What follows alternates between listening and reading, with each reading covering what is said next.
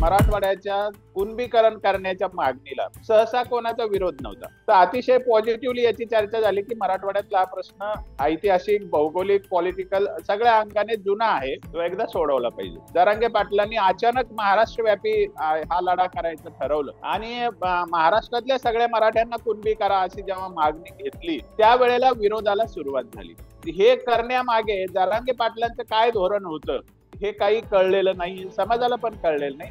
आणि आज समाज त्या गोष्टीचं दुःख करतोय की आपल्या हातात आलेली जी गोष्ट होती ती हातातून निघून गेलेली आहे. आपण एक लक्षात घेतलं पाहिजे की जो मेजर चूक झाली, मोठी चूक झाली, आपल्या नेतृत्वाकडून झालेली, दुसऱ्याकडून झालेली नाही. तो जो नोमानी साहेबांबरोबर जरांगे पाटलांचं जे समीकरण जुळवायचा प्रयत्न होता तो मराठा समाजाला खटकला. त्या दिवसानंतर भाजपकडून नारे आले, बटेंगे तो कटेंगे, एक है तर सेफ आहे. हे कशासाठी आले? शेवटी मराठा समाज हा हिंदुत्वाचा रक्षक समाज आहे, हे लक्षातच घ्यावं लागतं. तो हिंदू धर्माचा अभिमानी समाज आहे. फोकस आपला सगळा चुकीच्या दिशेने गेल्यामुळे एसीबीसी ते फायदे 100% न मिळतात ते 95% मिळतात. त्यामुळे एसीबीसी आरक्षण जोपर्यंत चालू आहे किंवा सुप्रीम कोर्टातून जोपर्यंत ते फायनली रद्द होत नाही तोपर्यंत कोणतीही नवी मागणी मराठा समाजाने करून काहीच उपयोग नाहीये, आंदोलन करून काहीच उपयोग नाहीये, हे आपल्याला लक्षात घ्यावं लागतं. स्वातंत्र्याची 100री पूर्ण केलेला भारत कसा असेल? NH4, समृद्धी आणि शक्तीपीठ, महाराष्ट्राच्या हायवे संस्कृतीचं वास्तव नक्की काय आहे? आर्टिफिशियल इंटेलिजन्स माणसाचा स्पर्धक होणार का? बदलत्या काळाप्रमाणे आपलं खाणंही बदलतंय का? महाराष्ट्राच्या विकासाचा तिढा नेमका काय आहे? अशा असंख्य प्रश्नांची उकल करणारा विविध रिपोर्टाज आणि दिग्गज लेखकांच्या लेखांनी सजलेला व्हायटल कंटेंट नेटवर्कचा फ्युचरिस्टिक दिवाळी अंक द इनसाइट अंक घरपोच मागवण्यासाठी डिस्क्रिप्शन मध्ये दिलेल्या लिंकवर क्लिक करा. नमस्कार, द पॉलिटिक्स मध्ये सगळ्यांचं स्वागत आहे. विधानसभेचे निकाल लागले आहेत. मराठवाड्यात आपण पाहिलं, मराठवाड्यात 46 जागा आहेत आणि त्या 46 जागांपैकी 41 जागा महायुतीने जिंकलेल्या आहेत. मराठवाड्यामध्ये काय होणार किंवा संपूर्ण महाराष्ट्रामध्ये काय होणार, जरांगे फॅक्टर चालणार की नाही चालणार यावर सगळ्यांची चर्चा झाली. सगळ्यांनी अंदाज बांधले होते. पण निवडणुकीनंतर, निकालानंतर आपल्याला असं दिसतंय की जरांगे फॅक्टर चालला नाही. तो का चालला नाही, यापुढे जरांगेंच्या चळवळीचं काय होणार, मराठ्यांनी मराठवाड्यात भरभरून मतदान केलं महायुतीला, ते का घडलं, यावर आपण आज चर्चा करणार आहोत. माझ्यासोबत आहेत मराठा आरक्षणाचे अभ्यासक डॉक्टर बाळासाहेब सराटे. सर, पुन्हा एकदा द पॉलिटिक्स मध्ये स्वागत आहे तुमचं. जय शिवराय.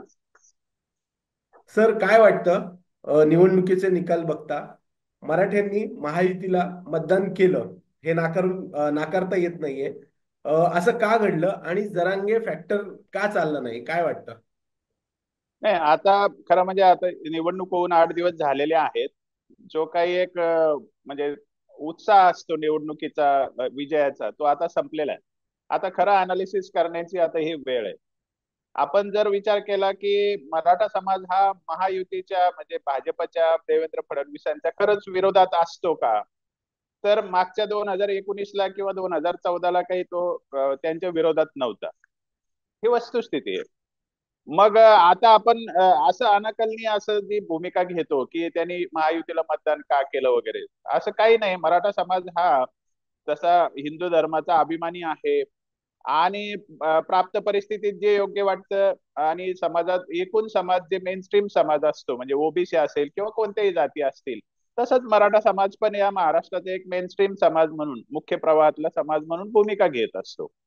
पण या वेळेला जरा एक्स्ट्रा ऑर्डिनरी सिच्युएशन आलेली होती. त्याचं कारण असं आहे की मराठा समाजाचं जे आंदोलन आहे म्हणजे मागच्या 2016-17च्या आंदोलनानंतर पुन्हा एकदा मोठ्या प्रमाणात सुरू झालं.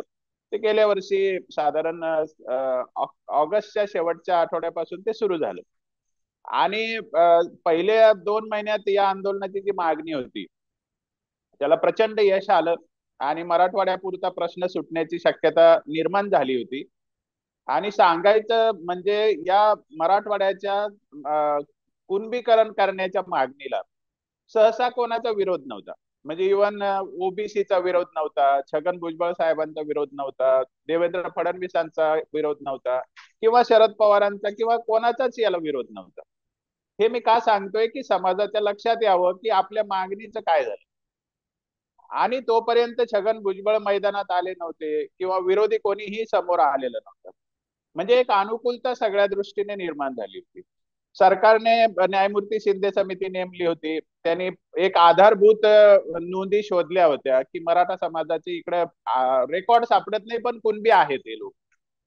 माझं स्वतः न्यायमूर्ती शिंदे साहेबांशी डिटेल बोलणं झालं होतं. 2 तास मीटिंग झाली होती आणि त्यांनी पण हे मान्य केलं होतं की मराठा समाजाचं मराठवाड्यातला विषय सोडवता येऊ शकतो.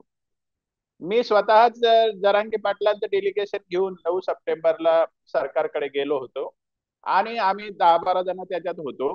तर अतिशय पॉझिटिव्हली याची चर्चा झाली की मराठवाड्यातला हा प्रश्न ऐतिहासिक, भौगोलिक, पॉलिटिकल सगळ्या अंगाने जुना आहे, तो एकदा सोडवला पाहिजे. आणि एकंदरीत अनुकूलता प्राप्त झाली होती साधारण ऑक्टोबर एंडच्या दरम्यान. म्हणजे जरांगे पाटलांचं पहिलं उपोषण सुटलं, त्याच्यानंतर 40 दिवसाची मुदत दिली. 40 दिवसाची मुदत ज्या वेळेला संपली त्यावेळेला ही अनुकूलता आलेली होती आणि साधारण मराठवाड्यातला विषय मार्गी लागेल, जो की क्रिटिकल आहे, तोच महत्वाचा विषय होता. परंतु त्यावेळेला न्यायमूर्ती गेले होते बघा. म्हणजे सगळ्यांना माहिती आहे की एक कोणता क्षण आहे हा. तर त्यावेळेला अचानक जरांगे पाटलांनी काय भूमिका घेतली की हे जे शिंदे समितीची कार्यकक्षा आहे ती महाराष्ट्रव्यापी करा आणि महाराष्ट्रातल्या सगळ्या मराठ्यांना कुणबी करा. म्हणजे सरसकट महाराष्ट्रातील मराठ्यांना कुणबी करा हा विषय जेव्हा आला, ही चर्चा न होता आलेली मागणी होती. पहिले कसं होतं की पहिली मागणी ही वर्षभर आंदोलनाची आम्ही तयारी केली. मी सुद्धा त्या प्रक्रियेत होतो. मी स्वतः जरांगे पाटलांबरोबर त्या गोदापट्ट्यात फिरलो. आम्ही सगळ्यांनी मराठवाड्यापुरता विषय करायची ही मागणी सर्वानुमते ठरली होती आणि त्याच्यावर कोणाचाही विरोध नव्हता किंवा कोणाचाही दुमत नव्हतं. पण अचानक जेव्हा आंदोलन पीकला असताना म्हणजे अत्युच्च याच्यावर स्थितीत असताना जरांगे पाटलांनी अचानक महाराष्ट्रव्यापी हा लढा करायचं ठरवलं आणि महाराष्ट्रातल्या सगळ्या मराठ्यांना कुणबी करा अशी जेव्हा मागणी घेतली आणि न्यायमूर्ती शिंदे समितीचं काम महाराष्ट्रव्यापी करा असं सांगितलं, त्यावेळेला विरोधाला सुरुवात झाली. आणि हे करण्यामागे जरांगे पाटलांचं काय धोरण होतं हे काही कळलेलं नाही, समाजाला पण कळलेलं नाही. आणि आज समाज त्या गोष्टीचं दुःख करतोय की आपल्या हातात आलेली जी गोष्ट होती ती हातातून निघून गेलेली आहे. याला तर काही सरकार कारण नाहीये, याला भाजप किंवा फडणवीस कारण नाहीये, याला भुजबळ साहेब कारण नाहीये. म्हणजे आपण एक लक्षात घेतलं पाहिजे की जो मेजर चूक झाली, मोठी चूक झाली, ती आपल्याकडून झालेली, आपल्या नेतृत्वाकडून झालेली, दुसऱ्याकडून झालेली नाही. ही गोष्ट समाजाच्या मनात असते. नंतर डिसेंबर नंतर ते आंदोलनाचं पुन्हा मागणी बदलली आणि 20 डिसेंबरला बीडला मोठी सभा झाली. सगळे सोयरे हा विषय आला, सरसकट महाराष्ट्राचं कुणबीकरण पण सुटलं आणि मग हा बॉल सरकारच्या कोर्टात गेला. मग सरकारने काय केलं की त्यांना उसंत मिळाली. 31 डिसेंबरची मुदत होती. जरांगे पाटील म्हणायचे 24 डिसेंबरची मुदत होती. ते सगळं आता मागे पडलं. आंदोलनात एक ढिलाई आली आणि 20 डिसेंबरला जरांगे पाटलांनी एक आवाज दिला की आपण चलो मुंबई. कशासाठी? ते सगळे सोयरे करून आणण्यासाठी. तिथे कोणतीही बाकीची मागणी नव्हती. त्याच्यामध्ये मग सरकारने तोपर्यंत काय केलं, आम्ही विशेष अधिवेशन करून मराठ्यांना रिझर्वेशन देऊ. शिंदे साहेबांनी ते शपथ घेतली होती. आता शिंदे साहेबांनी छत्रपतींच्या पायाशी घेतलेली शपथ खरी केली की नाही याचं एका वाक्यात उत्तर असं आहे की ती खरी केली. त्यांनी एवढंच म्हटलं होतं मराठ्यांना आम्ही आरक्षण देऊ. त्यांनी मराठा समाजाला स्वतंत्र एसीबीसी मध्ये 10% आरक्षण दिलेलं आहे. म्हणजे त्यांनी त्यांची शपथ खरी केलेली आहे. ते टिकणार नाही असं आपण म्हणत असू तर ते अजून चालू आहे. त्यांनी त्याची जबाबदारी घेतलेली आहे. ते कोर्टात लढतायत. आता ही पोझिशन कशी आहे की बदलत बदलत गेलेल्या आंदोलनाच्या ज्या मागण्या आहेत आणि जरांगे पाटील वारंवार आश्वासनं देतात, अल्टिमेटम देतात आणि मागे येतात, या सगळ्या गोष्टी समाजासमोर होत्या. आता लोकसभेला का मराठा फॅक्टर चालला असं जे सांगितलं जातं, एक लक्षात घेतलं पाहिजे की लोकसभेला पक्ष फोडाफोडीचा राग ताजा होता. त्याच्यानंतर लोकसभेला अनेक गोष्टीचा राग होता. अजितदादाला घेतल्याचा राग होता. जो जो राग समाजाच्या एकंदरीत समाजाच्या मनामध्ये होता ते लोकसभेला जिरलेलं होतं. म्हणजे लोकसभेमध्ये एकट्या मराठा समाजाने त्यांच्या विरोधात मतदान नाही केलं, सगळ्या समाजाने तेव्हा पण मतदान विरोधात केलेलं आहे. म्हणजे मराठा समाजाचं वर्तणुकीचा जर आपण अभ्यास केला ते एकंदरीत सगळा समाज जसा वागतो तसाच मराठा समाज वागतो. किंबहुना मराठा समाज आणीबाणीच्या परिस्थितीत जसा वागतो तसा सगळा समाज वागतो. आणि समाज हा समजुतीने इलेक्शन लढत असतो. एखाद्या व्यक्तीचं ऐकून कुठेही दावणीला बांधलेल्या गुरासारखा बदलत नसतो समाज. हे आपण लक्षात घेतलं पाहिजे. मग शेवटचा अंक कसा आहे की जुलैमध्ये शंभूराज देसाई आणि जरांगे पाटलांची चर्चा झाली. 13 जुलैचा अल्टिमेटम होता. सगळे सोयरेचा अध्यादेश लागू करायचा होता. तरी ते शंभूराज देसाई किंवा तिकडून काही त्याला प्रतिसाद मिळाला नाही. तो विषय अल्टिमेटम देत देत पुढे सरकला. पण शिव्या मात्र कोणाला दिल्या तर फडणवीस साहेबांना दिल्या. शिव्या मात्र कोणाला दिल्या तर भाजपला दिल्या, भुजबळांना दिल्या. आता मुद्दा असा आहे की सगळे सोयरेचे कमिटमेंट कोणी केली होती वाशीच्या मुक्कामी चौकामध्ये? एकनाथ शिंदे साहेबांनी केली होती. 16 फेब्रुवारी पर्यंत ते करणार होते. म्हणजे एकनाथ शिंदे साहेब असतील किंवा त्यांची माणसं असतील यांच्याबद्दल कोणी काहीच बोललं नाही. आणि त्याही वेळेला एका उपोषणाच्या दरम्यान भाजपवरती, RSS वरती, ब्राह्मणांवरती अधिकच बोललं गेलं. हा सगळा जो धरसोडीचा किंवा एकांगीपणाचा जो दृष्टिकोन आहे तो समाजाच्या समोर असतो. आणि मग जेव्हा शेवटी जरांगे पाटील म्हणले की आपण आता आरक्षण देणारे होऊ, मग सगळ्यांना आशा लागली की खरंच जरांगे पाटील सत्ता प्राप्त करतील आणि आरक्षण देतील. तेव्हाही सगळा समाज त्यांच्या मागे उभा राहिला. नंतर दसरा मेळाव्यामध्ये तर पुन्हा कोटीचा समाज त्यांच्या मागे उभा राहिला. तर याच्यातून लक्षात घ्या की सामाजिक दृष्ट्या समाज एकवटतो, सामाजिक दृष्ट्या एकी झाली त्याचा आनंद समाजाला आहे. पण राजकीय दृष्ट्या त्याचे परिणाम दिसणार नसतील जरांगे पाटील म्हणतात तसे, तर समाज वेगळा विचार जरूर करतो. आता हे करण्यासाठी त्यांनी काय केलं की आपण सत्तेत जायचंय, आपली माणसं उभी करायची, आपली माणसं निवडून आणायची. हे करताना त्यांनी म्हटले की आपण मराठा, मुस्लिम आणि बौद्ध एकत्र करू. मग त्यावेळेला जे मुस्लिम पर्सनल लॉ बोर्डचे प्रवक्ते आहेत, अखिल भारतीय प्रवक्ते, ते मुस्लिम धर्माचे धर्मप्रसारक आहेत, सज्जाद नोमानी साहेब, त्यांच्याशी संभाजीनगरला येऊन मिटिंग झाली. त्याच्यानंतर ते आंतरवलीला गेले. आणि मला असं वाटतं हा एक टर्निंग पॉइंट होता. म्हणजे कोणी काही म्हणो, माझा RSS बद्दलचा, भाजप बद्दलचा, हिंदुत्वाचाही अभ्यास आहे आणि मराठा समाजाचाही अभ्यास आहे. मी गेली 35 वर्षे मुवमेंट मध्ये. तो जो नोमानी साहेबांबरोबर जरांगे पाटलांचं जे समीकरण जुळवायचा प्रयत्न होता तो मराठा समाजाला खटकला. बरं, तेवढाही नाही तर दुसऱ्या दिवशी जरांगे पाटलांनी घोषित केलं की आपण इलेक्शन मध्ये जात नाही. म्हणजे आपण राज्यकर्ते बनून आरक्षण देण्याची जी भूमिका होती ती पण फेल गेली. आणि नोमानी साहेब तिथे येऊन गेले, ती पण एक मराठा मनामध्ये सल होती. त्याच्यानंतर तुम्ही इलेक्शन मध्ये भाग घेणार नाही ही पण सल होती. मग एकंदरीत या सगळ्या धरसोडीचा किंवा वेगवेगळ्या भूमिकांचा समाजाच्या मनामध्ये एक निर्णायक परिणाम झाला. आणि बघा तुम्ही कॅटेगरिकली तुम्हाला मी सांगतो, ज्या दिवशी सज्जाद नोमानी साहेबांचं त्यांची मिटिंग झाली त्या दिवसानंतर भाजपकडून नारे आले, बटेंगे तो कटेंगे, एक है तो सेफ है. हे कशासाठी आले? शेवटी मराठा समाज हा हिंदुत्वाचा रक्षक समाज आहे, हे लक्षातच घ्यावं लागतं. तो हिंदू धर्माचा अभिमानी समाज आहे. मग त्याच्या भावनेला साथ भाजपने घातलं तर भाजपची काय चूक आहे? कारण एकीकडून तुम्ही असं म्हणणार की आपण मुस्लिम आणि मराठा एकत्र येऊ, दलित ज्याला म्हणतात बौद्ध, ते तर प्रकाश आंबेडकरांसोबत आहे, ते काही जरांगे पाटलांसोबत येणार नाहीये. आता मुद्दा असा आहे की हे झाल्यानंतर मग भाजपने त्याचं ध्रुवीकरणाचं मग हाक दिली. आणि स्वाभाविक आहे की मराठा समाजाला मग ती भावना त्यांची लक्षात आली की इकडे तर आपल्याला काही मिळणारच नाहीये. जरांगे पाटील म्हणतात तसं भाजपला पाडायचं आणि महाविकास आघाडीमधल्या काँग्रेस आणि राष्ट्रवादीला निवडून द्यायचं, ह्याचा काय उपयोग नाहीये.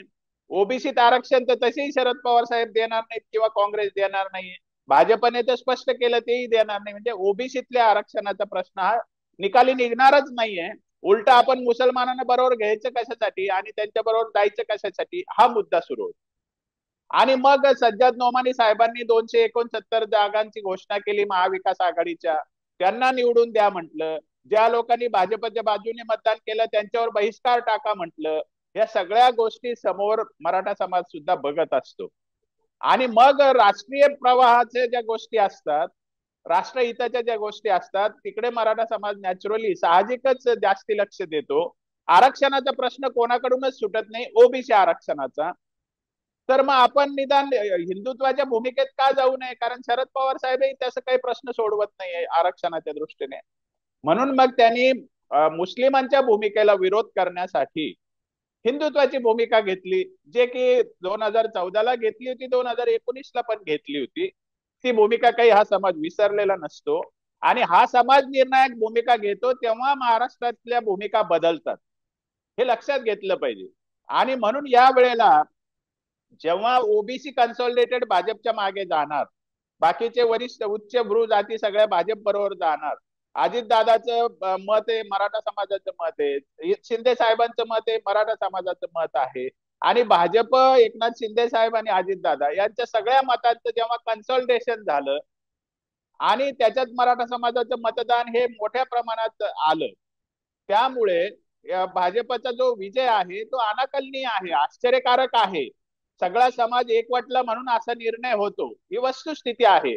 पण मराठा समाजाने विचारपूर्वक ही भूमिका घेतलेली आहे की आपल्याला जर निवड करायची असेल की सज्जद नोमानी की भाजप, स्वाभाविक आहे भाजप बरोबर जाणं त्यांना योग्य वाटलं, कारण तिथे धर्माचा प्रश्न तरी निदान भावनेचा विषय येतो. आता याच्यामध्ये अनेक जण असं विश्लेषण करतात की लाडकी बहीण योजनेमुळे झालं, किंवा आणखी महाविकास आघाडीच्या ज्या त्यांनी प्लॅनिंग चुकलं किंवा त्यांच्याकडे यंत्रणा नव्हत्या, अशा अनेक गोष्टीचा त्याच्यामध्ये विषय येतो. मुळामध्ये लाडकी बहीण असो की आर्थिक बेनिफिटचे कोणतेही विषय असो, आर्थिक लाभामुळे आम्ही मतदान केलं हे समाजाला पटत नसतं. इव्हन लाडकी बहीण बद्दलही खूप म्हणत होते की तुम्ही काही खिशातून देता का, अशा चर्चा झाल्या होत्या.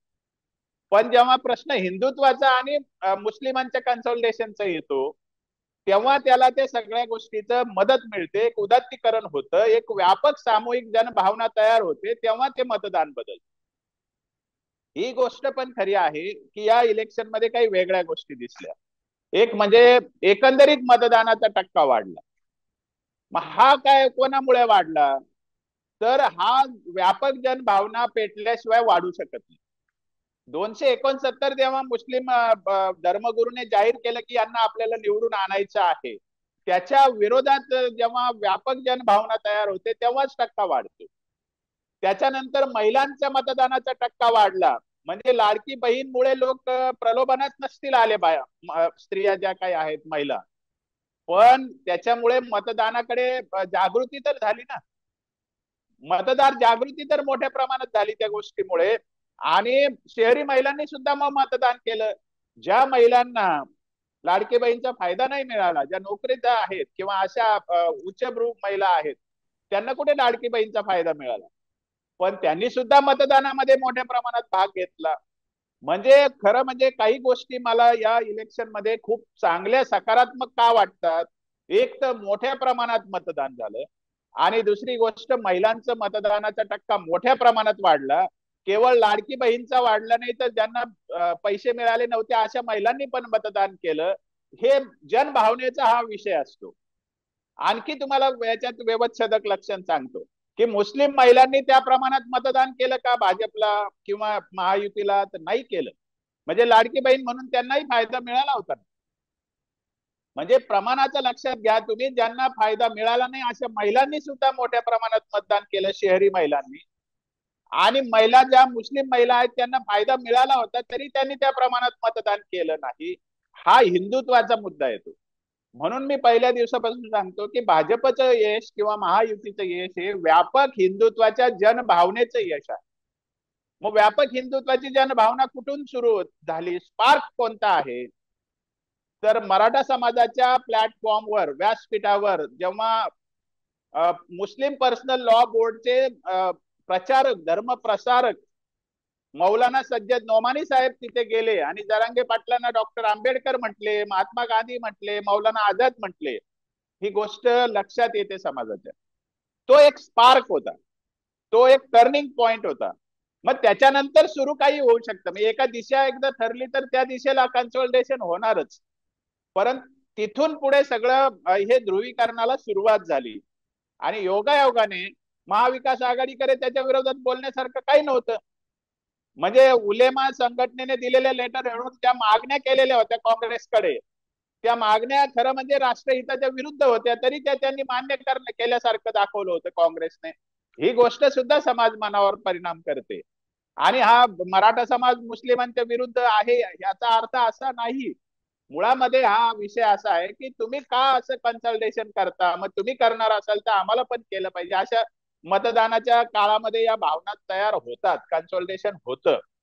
आणि राष्ट्रहित सर्वोपरी, जातीच्या आरक्षणाच्या नंतर बघू अशा भूमिकेला समाज येतो. आणि येतो हे मी पाहिलेलं आहे, अनेक इलेक्शन मध्ये पाहिलेलं आहे. त्याच्यामुळे याला काही नकारात्मक घेण्याची गरज नाहीये. आणि समजा आपण महाविकास आघाडीला भरघोस मतदान दिलं असतं आणि भाजप पडलं असतं, तर मराठा समाजाची काय अवस्था झाली असती? आरक्षणाचा प्रश्न तर लटकूनच राहणार होता, तो काही ओबीसीत आरक्षण मिळणारच नव्हतं. हे काय समाजाला समजत नाही का? समाज काय 2 महिने पुढचं बघू शकत नाही का? नक्की बघतो. समाज मनामध्ये पण या गोष्टीची एक भूमिका तयार होत असते. आणि पुरेसा कालावधी या भूमिका ठरण्यासाठी गेला, म्हणजे महिना 1.5 महिन्याच्या कालावधीमध्ये समाजाने भूमिका बदलली, तर त्यात काही मोठं आश्चर्य वाटावं असं काही नाहीये. कारण हा समाज हिंदुत्व कधी विसरलेला नव्हता. जरांगे पाटलाच्या आधाराने मराठ्यांची शक्ती, मराठ्यांची सत्ता येणार असेल आणि आरक्षणाचा प्रश्न त्या मार्गाने सुटणार असेल, तर ही एक वेळ समाजाने तयारी केली होती. पण ते होत नसेल तर राष्ट्रहिताला प्राधान्य देणं ही या समाजाची नैसर्गिक प्रवृत्ती आहे. आणि देवेंद्र फडणवीसांनी सुद्धा त्याला पॉझिटिव्हली भूमिका केली की 80% मराठा समाज हा हिंदुत्ववादी आहे, छातीटोकपणे त्यांनी सांगितलं. हे वाक्य सगळ्यात महत्वाचं आहे. आधी जे वाक्य ते बोलले होते की आमचा डीएनए ओबीसी आहे, या वाक्याला काउंटर करण्यासाठी या वाक्याचा उपयोग होतो. म्हणजे ते वाक्य लक्षात घ्यावं लागतं. आणि धर्माचा अभिमान तर या समाजामध्ये आधीपासूनच आहे, सगळ्याच समाजामध्ये आहे. याच समाजामध्ये असं नाही, वारकरी संप्रदायाचं असेल किंवा इवन शाहू महाराजांचं सुद्धा, किंवा महात्मा फुलेंचं सुद्धा, डॉक्टर आंबेडकरांचं सुद्धा धर्माचा त्यांनी आधार घेऊनच काम केलेलं आहे.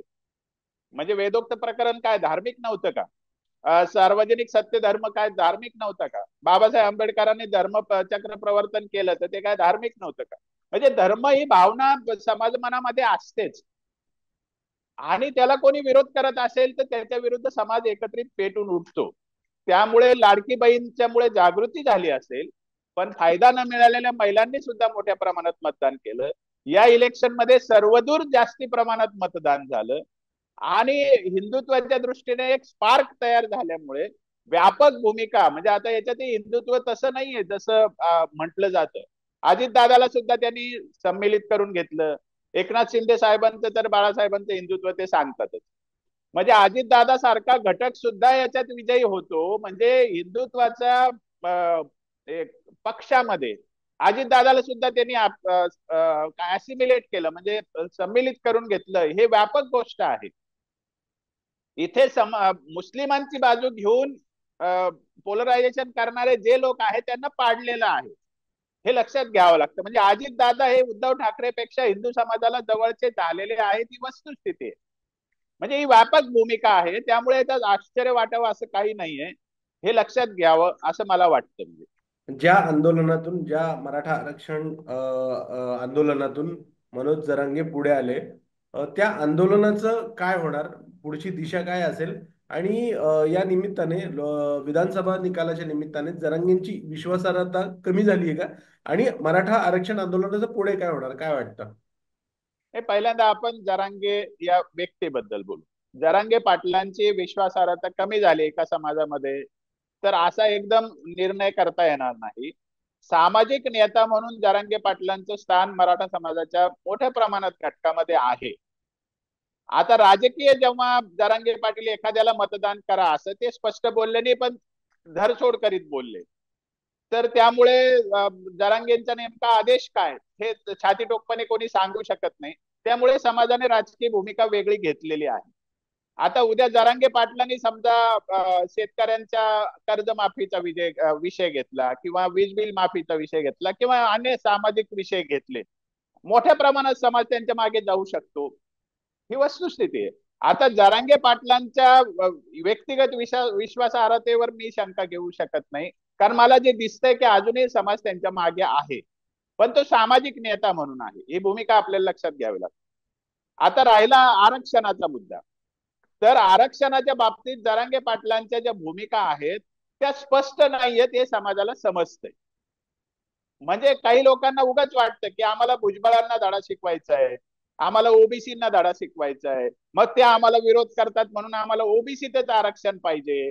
कारण का तर त्यांना उगा बेकायदेशीर दिलेलं असून ते कसे आरक्षण खातात, मग आम्हाला का नाही ते मिळणार. असा काही एक टोकाचा विचार करणारी एक फळी मराठा समाजामध्ये आहे.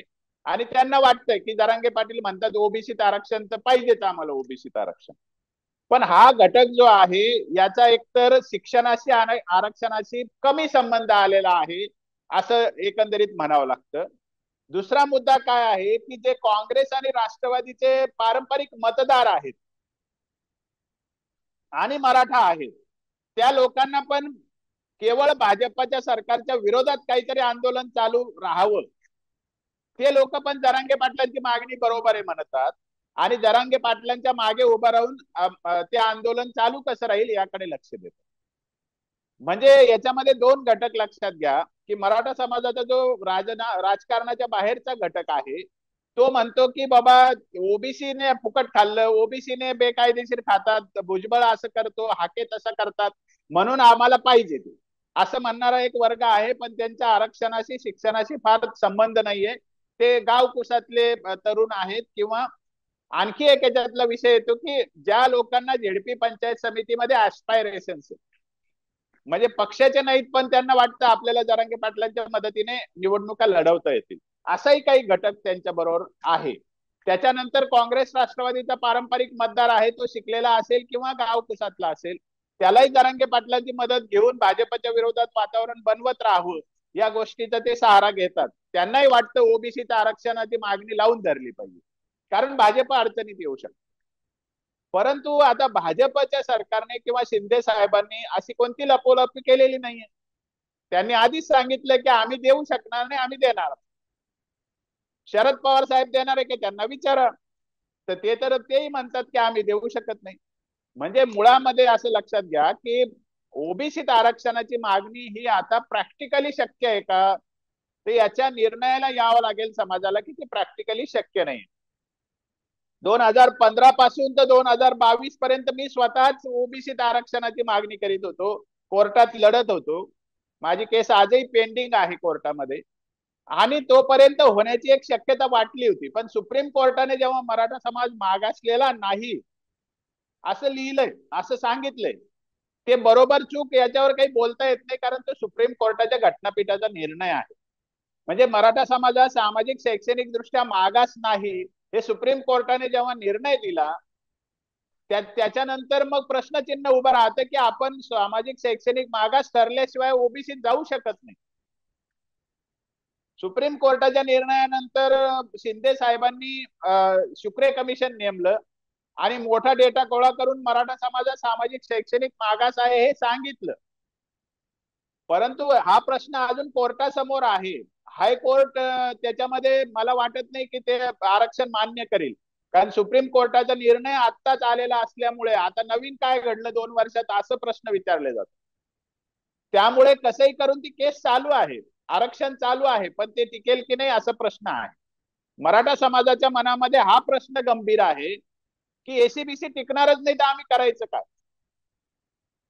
म्हणून मग या प्रश्नाचं उत्तर आपल्याला शोधावं लागेल.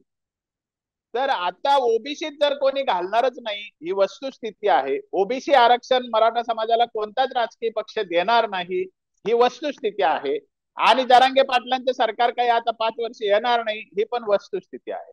मग आता कोर्टात लढून ओबीसीचं आरक्षण मिळू शकतं का, तर कोर्टात लढून कोणतेही आरक्षण मिळत नसतं, ते राज्य सरकारचाच अधिकार असतो. कोर्टात लढून ओबीसीचं आरक्षण घालवलं जाऊ शकतं का, तर एक वेळ ती शक्यता आहे. पण मराठा समाज कोर्टात लढत नाही. म्हणजे आंदोलनात गेल्या 14-15 महिन्यामध्ये 5-7 हजार कोटी खर्च केले मराठ्यांनी.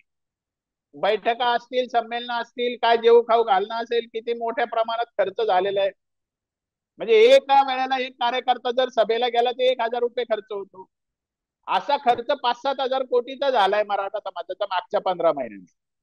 तेच जर 10-20 कोटी जर कोर्टात खर्च केले असते तर कदाचित ओबीसीच्या आरक्षणाचं रिव्ह्यू झाला असता.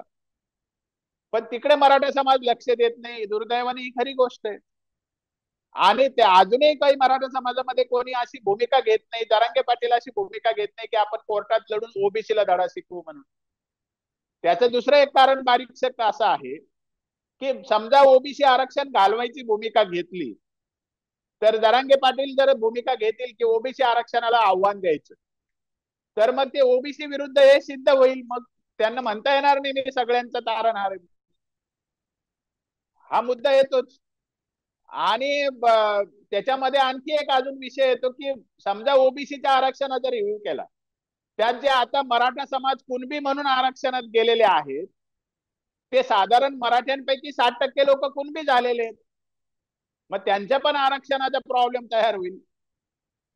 आणि ते लोक प्रबळ आहे आरक्षणात गेलेले, कारण पश्चिम महाराष्ट्रातले त्याच्यात गेलेले आहेत, विदर्भातले आहेत, खानदेशातले आहेत.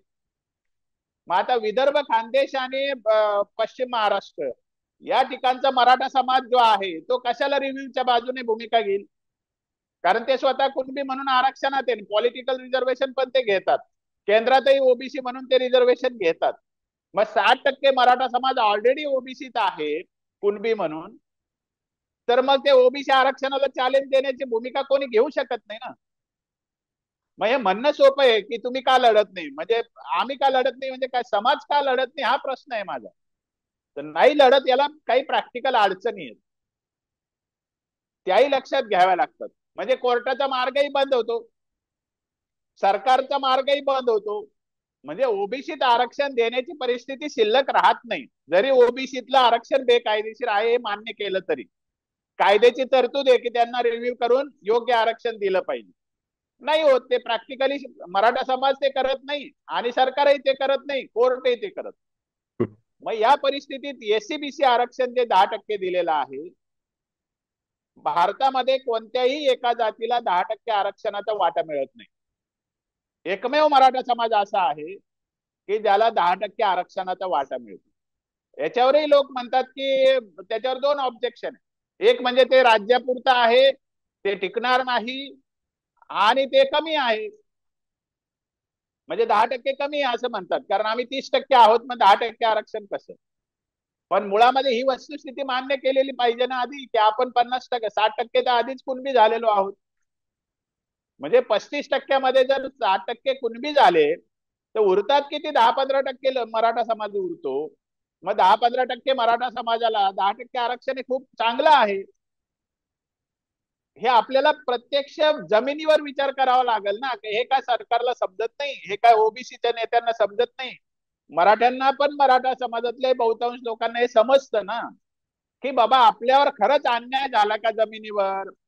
अन्याय झाला असेल तर आपण लढू, पण अन्याय नसेल झाला तर खोटं खोटं कसा अन्याय दाखवणार आपण. हा मुद्दा त्याच्यामध्ये आहे. म्हणजे 10% आरक्षण हे तसं कमी नाही, कारण कुणबी म्हणून झालेले ऑलरेडी ओबीसी आरक्षण घेतात. म्हणजे आता प्रश्न राहिला की हे टिकेल का, हा मेन प्रश्न, हा मुख्य प्रश्न आहे. आणि आमचं असं मत आहे की सुप्रीम कोर्टात हे टिकणार नाही, कारण आधीचा निकाल कोर्टासमोर आहे आणि 2 वर्षात हा समाज मागासलेला कसा ठरला असं कोर्ट म्हणू शकतं. पण या सरकारने जसं शिंदे साहेबांचा पक्ष आणि अजितदादाचा पक्ष टिकवला, तसं ते हे आरक्षण सुद्धा टिकवतील अशी पण एक शक्यता आहे. मग जर ते टिकलं तर मराठा समाजाचं आरक्षण चालू राहील. ते नाही टिकलं तर ईडब्ल्यूएस मध्ये मराठा समाज आपोआपच जाणार आहे. मग ईडब्ल्यूएस मध्ये गर्दी होते, मुस्लिम आहे, ब्राह्मण आहे, अन्य घटक आहे, मराठा होणार. ते कमी पडतं असं ऑब्जेक्शन आपण तेव्हा घेऊ शकतो जेव्हा हे टिकणार नाही. एसीबीसी जाईल तेव्हा आपण हे ऑब्जेक्शन घेऊ शकतो. मग आपल्याला तेव्हा मागणी करता येईल की ईडब्ल्यूएस वाढवून द्या. म्हणजे ईडब्ल्यूएस वाढवून घेण्याची मागणी ही सगळ्यात चांगली मागणी मराठा समाजासाठी राहणार. हे समाजाने आता समजून घेण्याचा विषय आहे. मला वाटतं हे समाजाला समजतंय. फक्त न समजणारा घटक कोणता आहे, ज्याला स्थानिक पातळीवर जरांगे साहेबांच्या मदतीने काही राजकीय भूमिका करायच्या, हा एक घटक आहे. आणि जे राष्ट्रवादी काँग्रेस आणि काँग्रेसचे पारंपरिक मतदार आहेत त्यांना जरांगे पाटलाच्या मदतीने अशांतता ठेवायची आहे, प्रश्न निर्माण करायचा आहे, तो एक घटक आहे. हे जरांगे पाटलांच्या बरोबर राहणार आणि ही आंदोलनाची प्रक्रिया चालू ठेवण्याचा प्रयत्न करणार. बाकी सगळ्या समाजाला हे समजतंय की एसीबीसी चालू आहे तोपर्यंत मराठा समाजाला नवं कोणतेही आरक्षण मिळणार नाही. कारण ज्या समाजाला 10% आरक्षण कायदा करून दिलेला आहे मराठा समाजाला, त्या समाजाला आता वेगळं आरक्षण देता येणार नाही जोपर्यंत ते सुप्रीम कोर्टात रद्द होत नाही. मग ते ओबीसीत पण देता येणार नाही, कुठेच देता येणार. हे सत्य असताना आपण ओबीसीत आरक्षण द्या अशी मागणी आज करू शकत नाही. म्हणजे आपल्याला ती एसीबीसी आरक्षण घेत राहणं जोपर्यंत ते पूर्ण रद्द होत नाही तोपर्यंत हाच पर्याय आहे. आणि ज्या दिवशी ते रद्द होईल त्या दिवशी ईडब्ल्यूएस मध्ये आपण घटनात्मक दृष्ट्या जातोय, मग ते आरक्षण वाढून घेणं हा मेजर पर्याय राहतो. आणि हे सगळ्या गोष्टी वर्षभरात घडणार आहेत, याला काही खूप काळ जाणार नाही. हे 5 वर्ष हेच सरकार राहणार आहे. म्हणजे 6 महिन्यामध्ये एसीबीसीचा निकाल लागून जाईल आणि ईडब्ल्यूएस मध्ये गेल्यावर 6 महिन्यामध्ये सरकारला ते घटना दुरुस्ती करून आरक्षण वाढवावं लागेल. नाही वाढवलं तर आंदोलन केलं पाहिजे, या मताशी मी सहमत. पण प्राप्त परिस्थितीमध्ये मराठा समाजाने हे समजून घेतलं पाहिजे की ईडब्ल्यूएस आरक्षण हाच मराठा समाजाचा एक गट आहे की ज्याच्यामध्ये मराठा समाजाला सुरक्षित, पुरेसं आणि सोपं आरक्षण उपलब्ध आहे. तिकडे आपण लक्ष दिलं पाहिजे. पण एसीबीसी चालू आहे तोपर्यंत त्याचाही प्रश्न आपल्याला विचारता येणार नाही. एसीबीसी जाईल तेव्हा तो प्रश्न येईल. याच्यात एक आणखी छोटी बाजू आहे की कायद्याने तर ओबीसीच्या सगळ्या सवलती एसीबीसीला दिलेल्या आहेत, तरी सुद्धा प्रॅक्टिकल प्रशासनिक अडचणी आणल्या जातात. काही असे खोडसाळ जीआर काढले जातात ज्याच्यामध्ये एसीबीसीला वेगळी ट्रीटमेंट दिली जाते. आणि हे प्रशासनिक अडचणी आहेत. जेव्हा फोकस आपला सगळा त्याच्यावर जाईल, एसीबीसी चांगलं मिळावं असं होईल, तेव्हा ते पण दुरुस्त होईल. कारण कायद्यात तशी तरतूद आहे. फोकस आपला सगळा चुकीच्या दिशेने गेल्यामुळे एसीबीसीचे फायदे 100% न मिळतात ते 95% मिळतात. त्यामुळे एसीबीसी आरक्षण जोपर्यंत चालू आहे किंवा सुप्रीम कोर्टातून जोपर्यंत ते फायनली रद्द होत नाही तोपर्यंत कोणतीही नवी मागणी मराठा समाजाने करून काहीच उपयोग नाहीये, आंदोलन करून काहीच उपयोग नाहीये. हे आपल्याला लक्षात घ्यावं लागतं. ज्या दिवशी एसीबीसी आरक्षण रद्द होईल त्या दिवशी ईडब्ल्यूएस मध्ये जेव्हा जाऊ तेव्हा आपल्याला ईडब्ल्यूएस वाढून घेण्यासाठी आंदोलन करणं ही न्यायाची बाजू असू शकते. आणि तेव्हा त्याला नैतिक अधिकार पण प्राप्त होतो आणि आपल्याला न्यायाच्यासाठी लढलो असं एक समाज मनामध्ये भावना पण तयार होते. मग त्याला पाठिंबा पण मिळेल. तर हा मुद्दा लक्षात घेण्यासारखा आहे की मराठा समाज हा आरक्षणाबाहेर नाही. आता अडचणी काय समाजासमोर ते समजून घेत नाही समाज. 2 आघाड्यावर या समाजाची लढाई आहे. ही गोष्ट आपण लक्षात घ्या. ही नवी भूमिका आहे.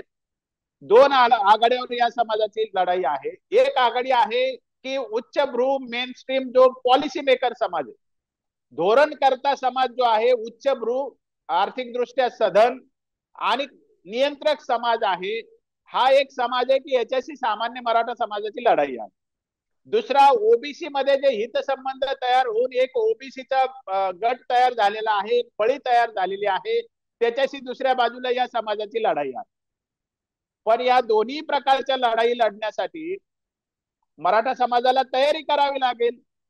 मग धोरणकर्ती जमात झाल्याशिवाय तिथे आपल्याला शिरकाव मिळणार नाही आणि आरक्षण घेऊन घेऊन आपण प्रशासनात सामील झाल्याशिवाय आपल्याला तिथे आवाज मिळणार नाही. म्हणजे आपल्याला प्रशासनामध्ये आवाज निर्माण करायचा असेल तर जे आरक्षण मिळतं त्याच्यातून अधिकाधिक लोक प्रशासनात जाणं, सारथीच्या माध्यमातून अधिकाधिक IAS आणि उपजिल्हाधिकारी तहसीलदार होणं, ही एक प्रक्रिया आहे.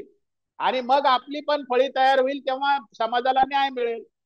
इकडे राज्यकर्ते जे लोक आहेत त्यात मराठा समाजाचा भरणा भरपूर आहे. त्यांचं प्रबोधन करणं, त्यांच्याशी संवाद करणं आणि त्यांच्या माध्यमातून मराठा समाजाला न्याय मिळेल अशा भूमिका मांडणं हा एक मार्ग आहे. म्हणजे लोकशाही प्रक्रियेतून जे जे आयुध लोकशाहीने दिलेले आहेत त्याचा मार्गाचा अवलंब करणं हा मराठा समाजासमोर पर्याय आहे. मैदानात लढून शक्ती वाया घालवणं हा मराठा समाजासमोरचा पर्याय नाही. जे जे लोक आयसोलेशन मध्ये विचार करतात, म्हणजे एकांगी विचार करतात, जसं मुस्लिम समाज आहे, मुस्लिम समाज मोठ्या प्रमाणात असूनही, एक गठ्ठा असूनही त्यांचं धोरणकर्त्यामध्ये वाटा कमी आहे. का तर ते वेगळीच भूमिका घेतात, ते मेन स्ट्रीम बरोबर राहत नाही. तसंच बौद्ध जो नवबौद्ध आहे, आंबेडकराईट आहे, आंबेडकरांचा अनुयायी आहे, तो समाजही मोठ्या प्रमाणात मेन स्ट्रीम मध्ये जर पार्टीमध्ये आला, संजय शिरसाटांचं उदाहरण घ्या, चंद्रकांत खैरेंचं उदाहरण घ्या, मेन स्ट्रीम मध्ये आले तर त्यांना आवाज मिळतो. पण ते वेगळा गट करून राहिले तर त्यांना सत्तेचा वाटा मिळत नाही किंवा ते निर्णय करते, धोरण करते होत नाही. मग मराठा समाजाला पण असं एक अस्तित्व द्यायचं चाललंय का, की जसं मुस्लिम एकाकी एकांगी चालतो, जसं नवबौद्ध आंबेडकराईट एकांगी चालतो, वेगळी भूमिका घेतो, तसा मराठा पण एक वेगळी भूमिका घेणारा गट तयार होईल आणि मेन स्ट्रीम पासून बाजूला जाईल. त्याचा फायदा काय होईल? तर आता लोकशाहीच्या ज्या प्रक्रिया आहेत, एक प्रशासनात जाणे, त्याच्यासाठी आरक्षण ते उपलब्ध आहे, त्याचा फायदा घेणे, सारथी सारख्या संस्था आहे, अण्णासाहेब पाटील महामंडळ आहे, त्याचा फायदा घेऊन आपण समाजाला प्रस्थापित करत राहणे, आणि दुसऱ्या बाजूला राजकारणात जे मराठा समाजाचे लोक आहेत त्यांच्याशी बोलून, त्यांच्याशी संवाद करून आपल्या भूमिका मांडत राहणे, हे आपल्या समाजाला लक्षात घेतल्याशिवाय प्रश्न कसे सुटतील? म्हणजे हा प्रक्रियेचा भाग आहे, हा लोकशाही प्रक्रियेचा भाग आहे, आणि त्याची आयुध आपल्याला आत्मसात करावे लागतील, अर्ज फाटे करावे लागतील, पाठपुरावा करावा लागेल, संवाद करावा लागेल. ते करायची तयारीच नाहीये. प्रसंगी कोर्टात लढावं लागेल, त्याच्यावर खर्च करायची किंवा त्याच्याकडे लक्ष द्यायची तयारी नाहीये. आणि मैदानात आम्ही जसं आंबेडकराईत लढतो, जसं मुस्लिम समाज एकांकी लढतो, तसं मराठ्यांना करायचं गट, एक नवीन गट तयार केल्याने काही फायदा होणार? त्याच्यामध्ये एखादा नेता सर्वाईव्ह होऊ शकतो फार तर, समाजाला काही मिळणार नाही. त्यामुळे माझं म्हणणं आहे की या परिस्थितीत जो आरक्षण आहे त्याचा फायदा घेत राहणं, त्याच्या दुरुस्त्या करत राहणं, आणि राजकीय लोक जे निवडून गेलेले मराठा समाजाचे किंवा जे मराठा पूरक वागतात त्यांच्याशी संवाद करणं, सरकारशी संवाद करून चार गोष्टी पदरात पाडून घेणं, हा मार्ग उपलब्ध आहे, त्याचा अवलंब केला पाहिजे, अशा मताचा मी. तर शेवटचा प्रश्न, तुम्ही म्हणालात की आता एसीबीसी आरक्षण आहे सध्याचं, ते जर का कोर्टात टिकलं नाही तर त्यानंतर दुसरा पर्याय आपल्यासमोर ईडब्ल्यूएस चा शिल्लक राहतो, जो की गेले 3 वर्ष 2 वर्ष मराठा समाजाने मोठ्या प्रमाणावर त्याचा लाभ घेतलेला आहे. या पार्श्वभूमीवर जरांगेंनी आता पुन्हा उपोषणाचा इशारा दिलाय, ओबीसी मधून आरक्षण मिळावं म्हणून. तर याकडे तुम्ही कसं बघता? काय होईल याने, आणि मराठा समाजाची भूमिका काय असली पाहिजे? नाही, याच्यामध्ये स्वच्छ असं आहे की ज्यांना आंदोलन करायचं त्यांना लोकशाहीत स्वातंत्र्य आहे, कोणती भूमिका घेऊन आंदोलन करायचं त्याचं पण स्वातंत्र्य आहे.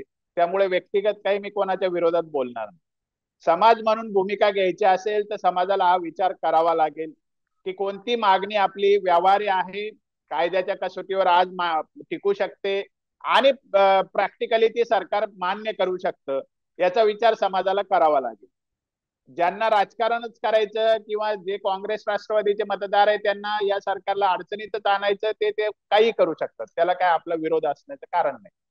परंतु आज एसीबीसी आरक्षण जोपर्यंत चालू आहे, ते सुप्रीम कोर्टातून जोपर्यंत अंतिमतः रद्द होत नाही तोपर्यंत कोणतंही नवं आरक्षण मराठा समाजाला मिळणार नाही, नाही म्हणजे नाहीच. ही वस्तुस्थिती मान्य केली पाहिजे समाजाने. आणि महाराष्ट्रामध्ये अशांतता करण्याऐवजी आपण पाठपुराव्याने प्रश्न सोडवण्याचा, संवादाने प्रश्न सोडवण्याचा मार्ग घेतला पाहिजे, आणि जो समाज आरक्षणाला पात्र ठरतो त्याने त्या आरक्षणाचा फायदा घेऊन पुढे गेलं पाहिजे. ज्या प्रशासनिक अडचणी आहेत त्याच्यावर फोकस करून त्या सोडून घेण्याचा, सरकारशी बोलून पाठपुरावा करून जे लोकप्रतिनिधी आहेत त्यांच्याशी भेटून ते प्रश्न सोडवण्याचा प्रयत्न केला पाहिजे. कारण कायद्यात तशी तरतूद आहे, त्यासाठी नवं काही करायची गरज नाही. प्रशासनामध्ये जे मराठा विरोधी घटक आता मोठ्या प्रमाणात आहे, म्हणजे उदाहरणार्थ ओबीसीचा टक्का हा प्रशासनातला 50% जास्त आहे. ते लोक, त्यांचे जे अधिकारी आहेत ते मराठा समाजाच्या लोकांना त्रास देतात, ही वस्तुस्थिती आहे. या नोंदी सापडवताना याच्यापेक्षा खूप जास्ती नोंदी मिळाल्या असत्या, पण या अधिकाऱ्यांनी ते कामच होऊ दिलं नाही, हे पण सत्य आहे. त्याच्यामुळे समाजामध्ये चीड आहे. परंतु त्याच्यासाठी सरकारची जे मंत्री असतील, आमदार असतील किंवा मुख्यमंत्री उपमुख्यमंत्री असतील त्यांच्याकडे जाऊन पाठपुरावा करणं आणि त्या गोष्टी रेकॉर्डवर आणणं आणि त्या गोष्टीला आपण सोडून घेणं हा मार्ग आहे. त्याला पब्लिक आंदोलनाची आता गरज नाहीये. कारण मराठा समाज हा काय करू शकतो, त्याची संख्या किती, त्याची काय ताकद आहे हे सगळ्यांना माहिती आहे. ते नव्याने दाखवण्याची काही गरजच नाही आता. आंदोलन सगळ्या प्रकारचा समाज हा करू शकतो, शक्ती आहे, हे सगळं खरंय. परंतु शक्ती वाया घालवायची का, पैसा वाया घालवायचा का, आपण मुख्य प्रवाहापासून तुटून बाजूला जायचं का? ओबीसीच्या छोट्या छोट्या जाती असतील, त्यांनी मुख्य प्रवाह जोडून घेऊन त्यांचं भलं झालेलं आहे, हे आपल्या डोळ्यासमोर आहे. त्याच्या उलट दलित समाज आहे, रिझर्वेशनचे जे बेनिफिट मिळतात, त्यांच्यासाठी बजेट येतं, तरी सुद्धा मोठ्या प्रमाणात समाज मागासलेलाच राहतो. मग हे लक्षात घ्यायला पाहिजे ना. प्रतिनिधित्वाचा विषय जेव्हा येतो तेव्हा मेनस्ट्रीम समाजाच्या ज्या गोष्टी घडतात त्यात राहावं लागतं ना, प्रक्रियेत राहावं लागतं ना. ते हे समाजाने समजून घेण्याचा विषय. आंदोलन करून आता काही घडणार नाही, हे सत्य समाजाने स्वीकारलं पाहिजे, अशा मताचा मी आहे. अडचणी खूप आहेत, त्या सोडवण्यासाठी मार्ग आहेत ना. त्याच्यासाठी आंदोलन करून काही नव्याने घडणार नाही. उलट आपल्या पोरांवर गुन्हे दाखल होतात, हजारोने गुन्हे दाखल झालेले. आपल्या समाजाची बदनामी होते, इतर समाजाच्या नजरेत आपण येतो, त्यामुळे नाहक विरोध सुरू होतो. आणि हा काळ जो आहे, आता आपल्याला घटना लागून 75 वर्ष होत आहेत. म्हणजे आपण कोणत्या अवस्थेला आहोत की आता या जातीच्या विरुद्ध, त्या जातीच्या विरुद्ध, या नेत्याच्या विरुद्ध, त्या नेत्याच्या विरुद्ध, असं नाही ना चालणार आपलं. आणि त्यातल्यात मराठा समाजाला नाही चालणार, कारण तो एक मोठा समाज आहे की ज्याला महाराष्ट्र सांभाळायचा आहे. हे मी अतिशयोक्तीने नाही म्हणत, वस्तुस्थितीने म्हणतो की महाराष्ट्र याच समाजाला सांभाळायचा आहे. मग जर तो सांभाळायचा असेल तर विधायक भूमिका घेणं आपलं पहिलं कर्तव्य आहे ना. छोट्या घटकाकडे बघून आपल्याला प्रतिक्रियावादी नाही होता येणार ना. ह्याही गोष्टीची जबाबदारी, म्हणून तर यशवंतराव चव्हाणांचं आपण नाव सांगतो की ज्यांनी सगळ्यांना घेऊन चालण्याचा आपल्याला परिपाठ दिला.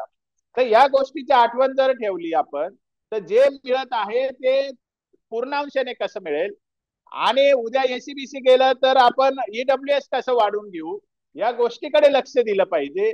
मग जर ओबीसी आणि मराठ्यांचा जर विवाद मिटला, जसं मी भुजबळ साहेबांना भेटलो मागच्या 9 नोव्हेंबरला, ते हेच सांगायला गेलो होतो की आम्ही ओबीसी जाणार नाही हे तुम्हाला माहिती आहे, तर कशाला ओबीसी मराठा वाद तुम्ही करता. आणि त्यांनी ते मान्य केलंय. मग जर मराठा आणि ओबीसीचा वाद मिटणार असेल, आम्ही ईडब्ल्यूएस मध्ये आरक्षण घेऊ किंवा एसीबीसी मध्ये घेऊ, ओबीसीना ओबीसीचं आरक्षण राहिलं तर हे दोन समाज एकत्र येतील तर सरकारवर दबाव वाढेल. उद्या नियुक्त्या वाढू शकतात, नेमणुका वाढू शकतात, मोठ्या प्रमाणात भरती होऊ शकते, रोजगारांच्या संधी वाढून घेता येऊ शकतात. समाजामध्ये भांडण लागणं हे तर राज्यकर्त्यांसाठी फार पंचपक्वान्नासारखं आहे. म्हणजे राज्यकर्ते खुश होतात या भांडणावरती. मग राज्यकर्त्यांकडून काम करून घ्यायचं असेल तर मोठ्या प्रमाणात समाजामध्ये दुफळी राहिली नाही पाहिजे. मागणी करणारा घटक एकत्र आला पाहिजे. म्हणजे उद्या बेरोजगारीचा प्रश्न हाताळता येतो, शेतीचा प्रश्न हाताळता येतो, शिक्षणाचा प्रश्न हाताळता येतो, आणि नोकर भरतीचा विषय हाताळता येतो. हे मी वारंवार सांगतोय की आता ते करायची वेळ आलेली. वेगवेगळं आंदोलन करून वेगवेगळं एकमेकाशी भांडत बसण्यापेक्षा. आणि जात हा खरं तर खूप छोटा घटक आहे. जातीत मराठ्यांवर अन्याय झाला हे मी वारंवार सांगतो, गेली 15 वर्ष सांगतोय.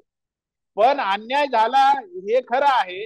आज जे मिळतंय ते आपण प्रक्रियेतून पुढे जर गेलो, मेन स्ट्रीम मध्ये सेटल झालं तर तो अन्याय दूर करता येईल.